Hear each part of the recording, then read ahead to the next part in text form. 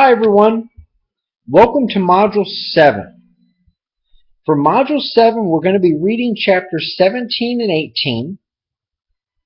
For this week you're going to have a couple different things that you have to complete.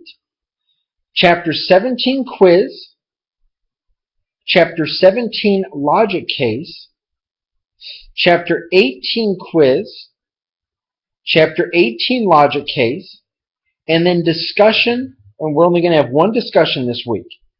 Your first post in the discussion boards due by Thursday, and then the remaining posts are due by Saturday.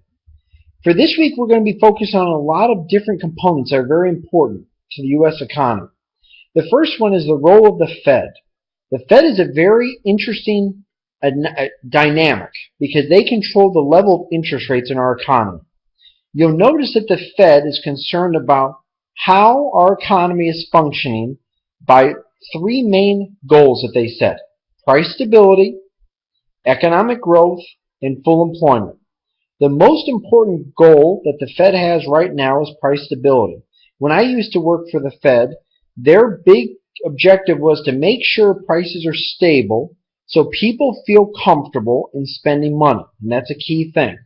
If prices are always fluctuating, you'll notice that the Fed is always facing a lot of challenges because consumers might not want to buy as much as they would like to because they are uncertain of the price changes. When we look at monetary policy, we're looking at a couple different things. Monetary policy is focused on three things that the Fed has to control to help the economy be stabilized. The first one is the discount rate. They can influence the economy through the discount rate. The second one is through the use of open market operations, which is the FOMC. And the open market operations is concerned about how the Fed controls the money supply, which indirectly controls the level of interest rates.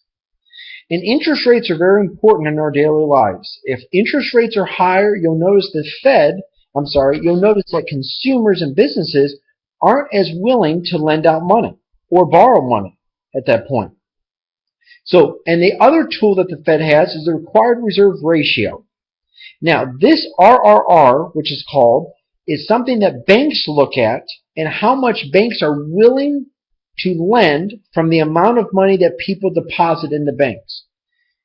So you'll notice if banks have a higher RRR, they have to keep more money at the banks, which is going to create a lot of challenges at a bank because they're not going to have as much money to lend out, and it's going to be much lower in terms of their ability to make profits.